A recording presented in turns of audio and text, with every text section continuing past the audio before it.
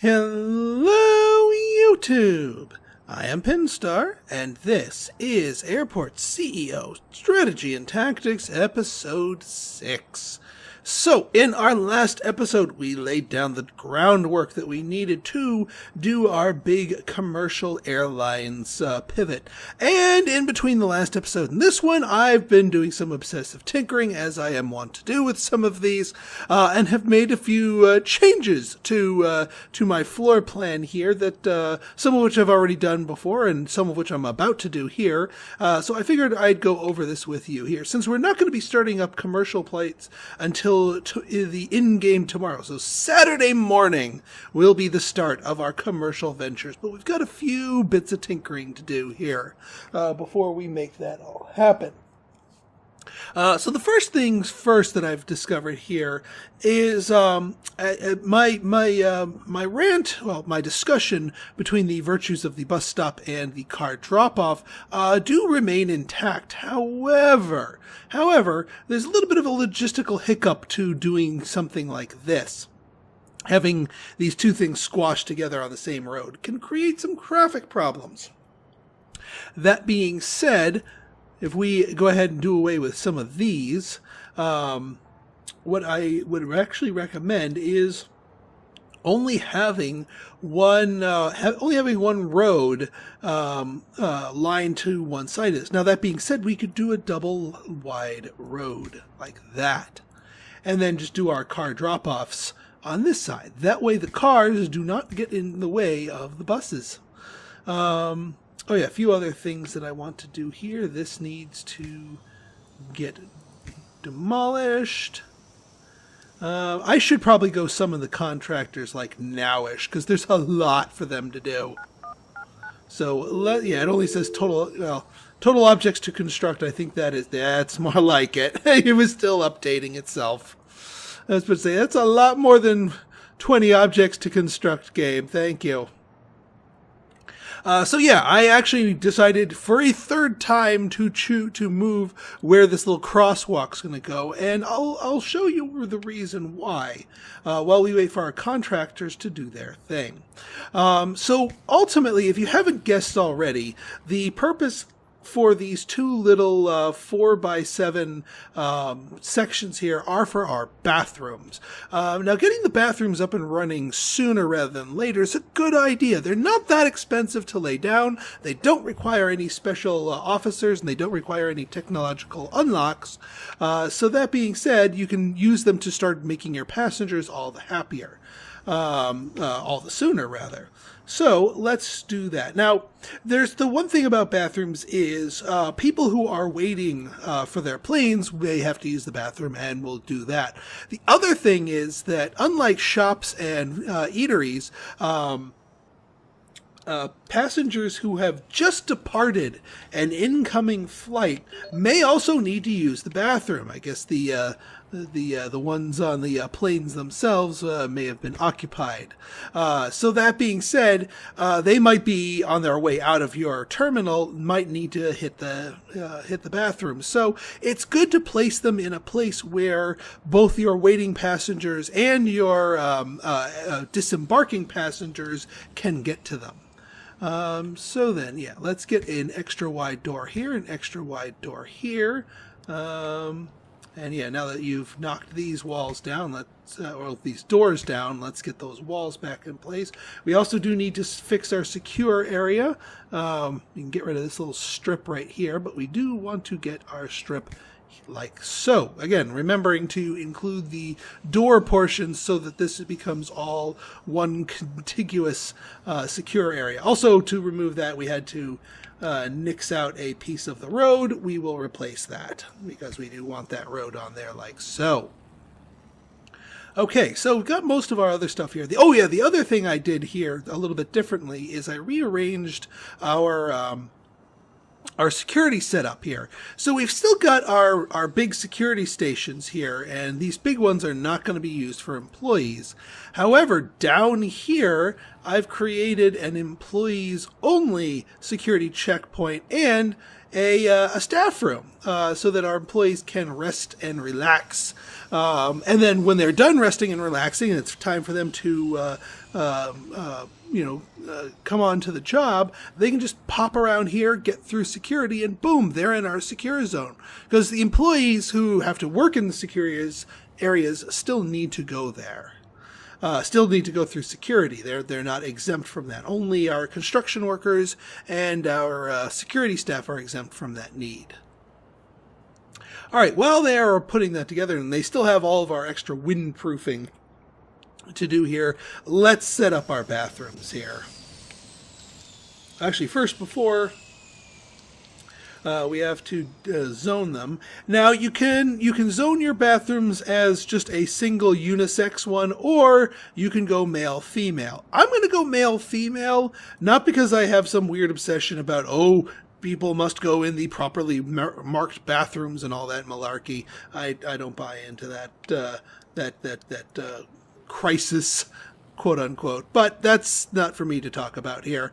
I'm doing this for a more practical reason. Is it splits our bathroom going population in two and helps spread them out.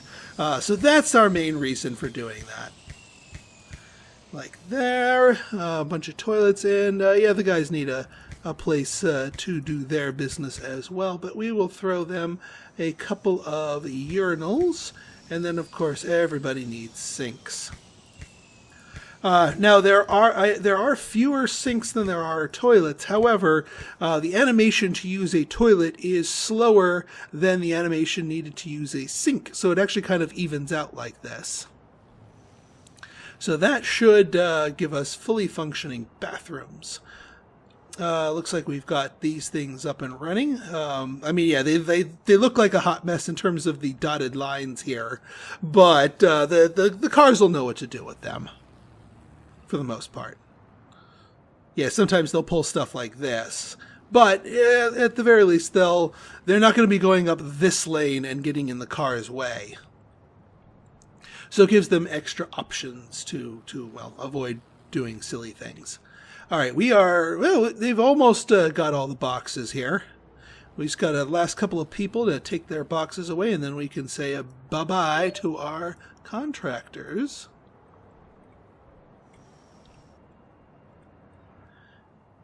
All right, our money is doing quite nicely. Obviously, we're going to need to repair our runways at the end of all this. But at the moment, I think we've laid down pretty much everything that needs to get laid down, functionally speaking. From what we need to get started with our commercial air flights here. That being said, that it's not. I'm hardly done with our terminal design here. This is just in its infancy, but for the moment, it will do. Okay, so let's actually start prepping ourselves for real. So tomorrow at 0000 or 0000, I don't know the proper military pronunciation for the minutes after midnight. We are going to get going into commercial aviation. So a few steps that you need to take in order to prep yourself for that. Okay, so the first thing that we're going to want to do is to get onto our various boarding desks and officially link them to the stands that they will be servicing. So here we're going to be selecting Connect Stand. Now the other tweak we want to make here is for a boarding desk that is going to be servicing a small stand. You do not need 2 stationed airport staff. A single staff member will do the trick for a small stand. For a medium stand, you're going to want 2. But we don't have any medium stands at the moment. So for the time being, we are going to be sticking to 2.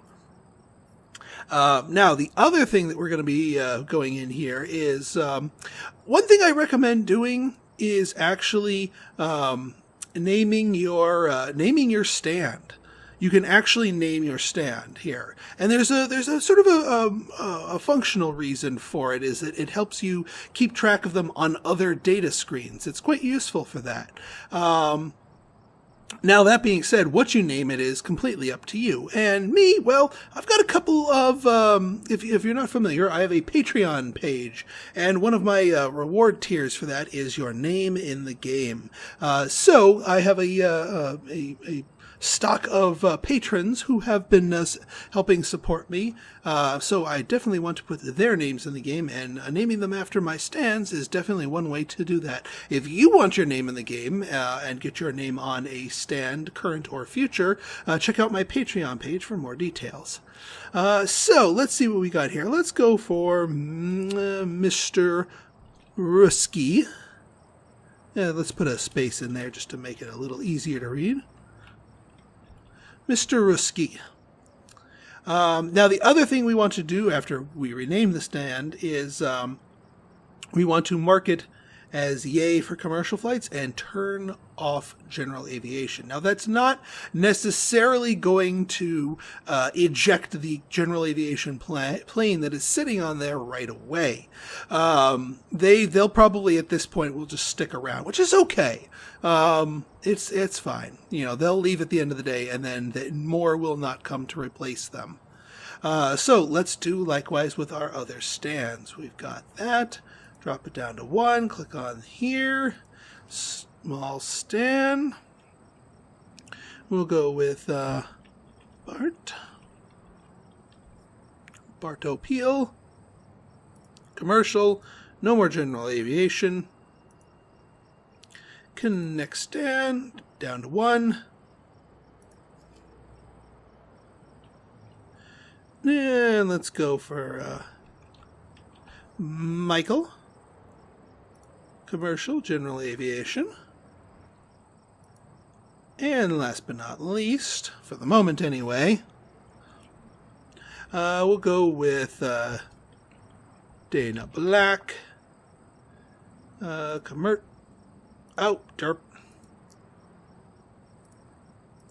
Connected to there. Dana Black. Boom, boom, and boom. Yeah, that's good. I mean, we might as well, since we're looking at all these, repair them. Eventually, we will be getting a COO to do the automatic repairs for us, but that will come at a later date. So now I do have more patrons with name in the game, but obviously we will be having more stands than just these 4. So those will be coming soon enough. All right, so it looks like these guys are chilling for the night, which is fine. I'm going to go ahead and, well, fast forward here. Actually, let me just do an in-game fast forward. But we are going to stop it at midnight rather than letting it cook all the way to 4 a.m.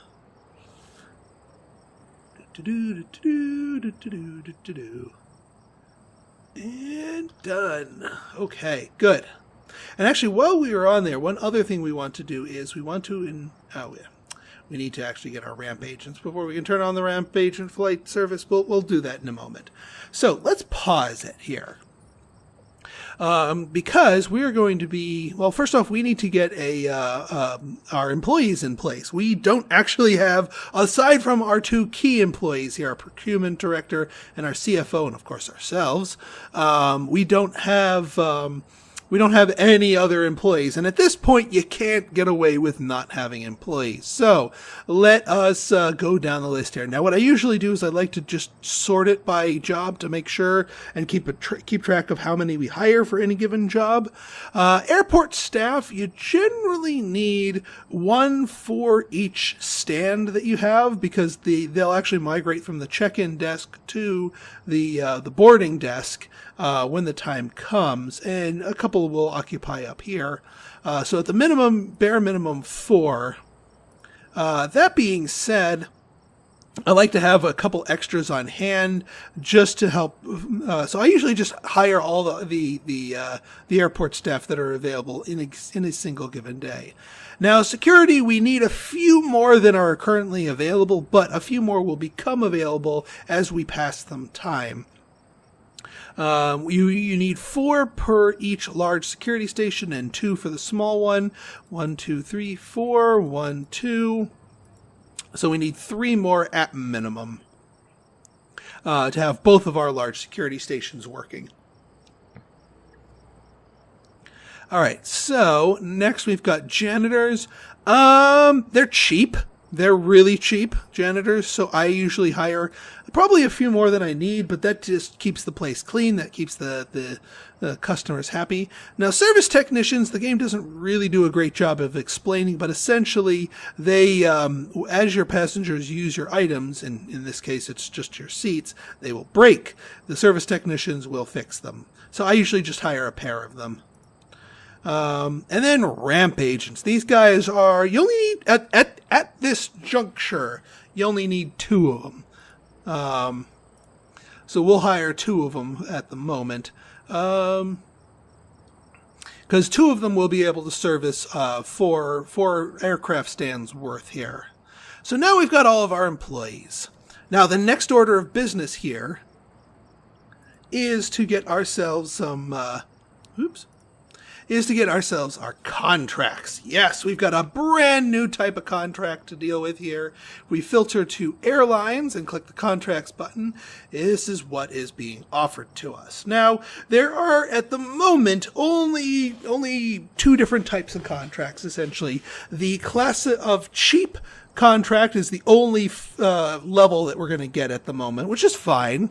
This is us sort of, the airline sort of testing the waters with us, seeing if we're worthy of carrying their flights. But we also have these little icons here. You've got the single plane, which is basically a one-time shot contract, and these multi-plane ones are daily recurring ones. At this stage of the game, even though they are a wonderful time saver, and they are going to be pushed into use, the recurring ones are not for us, right? Not this moment. So go ahead and reject those, because you actually want to free up the contract slots for a chance of more of the singletons being generated here. Now, for this first day here, you generally want to get probably about 3 of them or so. You don't want to be too picky. In fact, you want ones that have 6 instead of 7. 6 or 7 flights total are going to generally be what you're going to see offered. But, so we'll take, well, actually, we'll take a 7 here. What's a good one? You're offering 2,800, 2,900. The prices aren't ever going to be great, 2,800. So yeah, we'll take a 7er. And actually, before I take our last one, we will. What the hey? We'll take a 6er. If we need more, we can take more. Okay, so we've taken our contracts here, and let's boot up our flight planner. And as you can see, here's where naming your slots comes into play. We can see instead of all 4 of these being called small stand, small stand, small stand, small stand, you now have their names in here, and now you have an idea of what flights are going to be going at what stand. Now, at the moment, today, I have a very specific tactic, a strategy, if you will, for slotting our flights in here. But today we can't practice it. Here's the reason. If we take our flight here, we try to throw it in, say, at 5 a.m., we get an error here. Flight overlaps other flight on other day. Essentially, those general aviation aircraft that are sitting on our stands there, those are essentially like other flights that are invisibly booking sometime in the morning. The game actually knows when they're going to leave, so you just have to drag along here until it turns green. All right, 6:43, boom. Let's see what Dana's plane's gonna leave. Oh geez, okay. There you go. Please leave early enough. We got some long staying things. We might not be able to complete 3 of our contracts here today. Jeebus criminy, these planes are being lazy. Well, that's and this is the reason why I'm saying you can't really follow through with a with the strategy that I'm going to be recommending on the first day, because you've got this invisible weird blob in the morning that you can't schedule flights on. So we're going to be going 2 days today. And basically, day one, we're just cramming as many flights as we can fit, sort of all haphazardly and what have you. It ain't going to be pretty. It ain't going to be efficient, but this is just our day one flight plan. I will give you a solution that is a lot more elegant tomorrow. In-game tomorrow.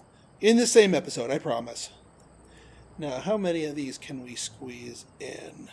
Can we finish off this extra contract? The real question is, can we get, how many of these fifth flights can we squeeze in? Because some of these, all right, this one we can squeeze in, but these others, nope, nope, and nope. Yep, these guys overstayed their welcome just a little bit too late. So we can't squeeze in fifth flights here. And like I said, that's okay. And besides, none of the contracts ever forces you to complete them on the same day. So the fact that we have a couple of flights left over here to go into the next day is not the end of the world. So we're good here. All right, folks, we are ready to roll. Let's operations. Oh yeah, now we can ramp service it up. And fast forward. These bastards just sit and cook their general aviation. Also, it is very important that you mark them off for general aviation, because even if you schedule a whole day of commercial flights, sometimes a general aviation flight will actually manage to sneak its way onto that, and it does not care about your previously scheduled flight.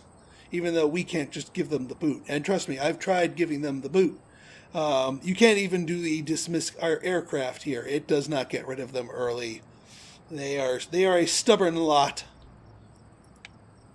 All right, here comes our first passengers.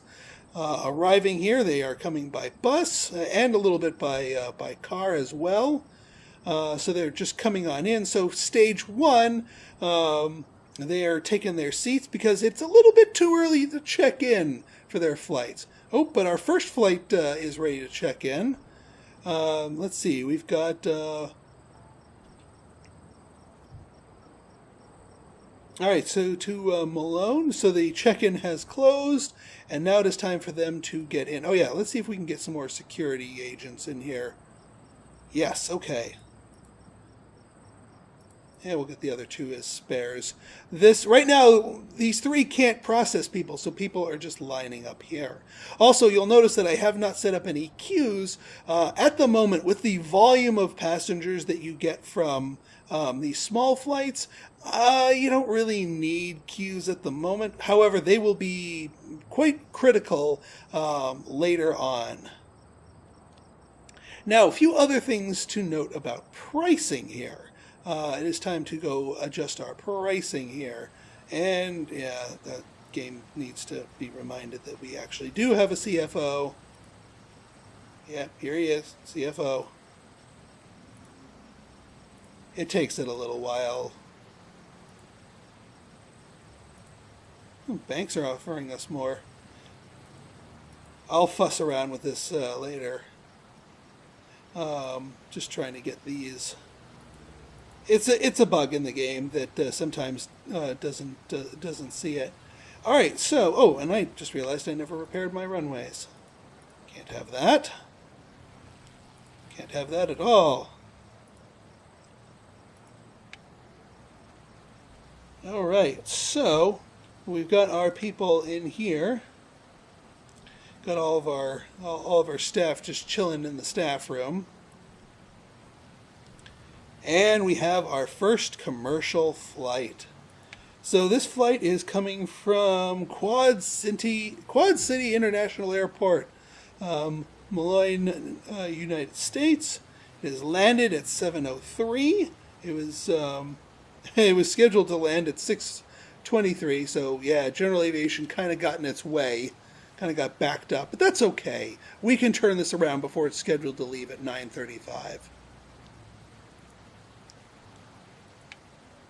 And who is going to get our first flight? Bart. Bart gets our first flight. So The main things that happen here is that the flight deboards. In this case, we only had 6 people. Our ramp agents then come to the stand itself and start inspecting it. So that's where our service round is in progress. And then about an hour before the flight is due to depart, it will open up for boarding. The people will go to the boarding desk and basically hand in their boarding passes and then get on the plane. And then the plane will depart and get on the runway and hopefully get out in time. We get continuous flows of people going through here. We've got another couple of things here.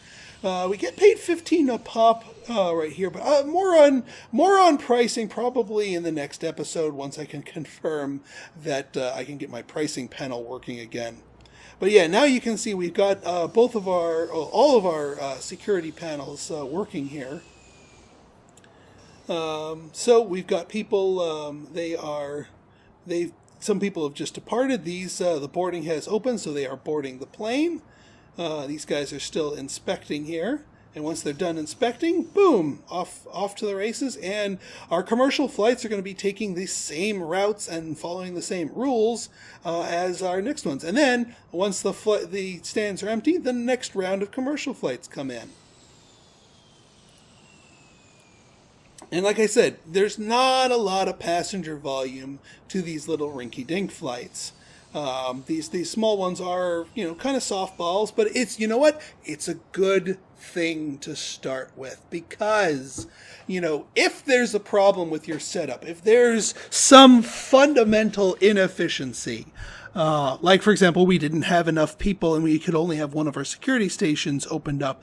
We're not going to get horrifically punished by that, by only having one of our security stations open. Yeah, the people are going to take a while to get through there because it's just light flights, you don't have the serious masses of people in there, but you have enough of them that you can sort of see problems back up. So use this phase as sort of a learning phase. Look for the backups. Because if something is going to back up something of your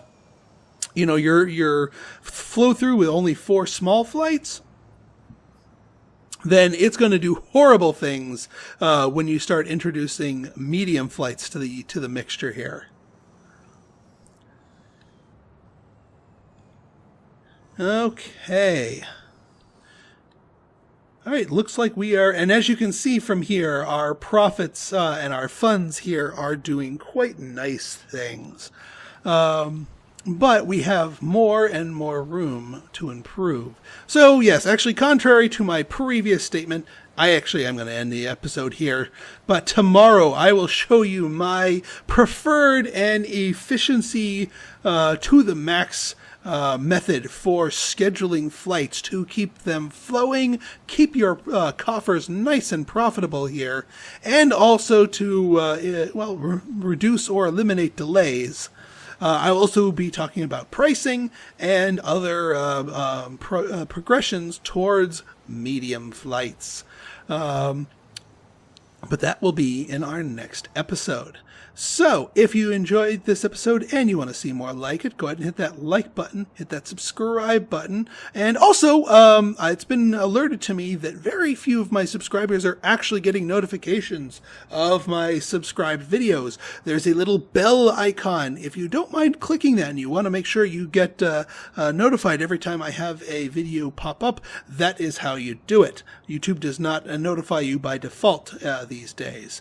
And of course, check out my Patreon page if you are curious about either supporting the channel in general or just getting your name in the game. So until next time, this has been Pinstar signing out. See ya.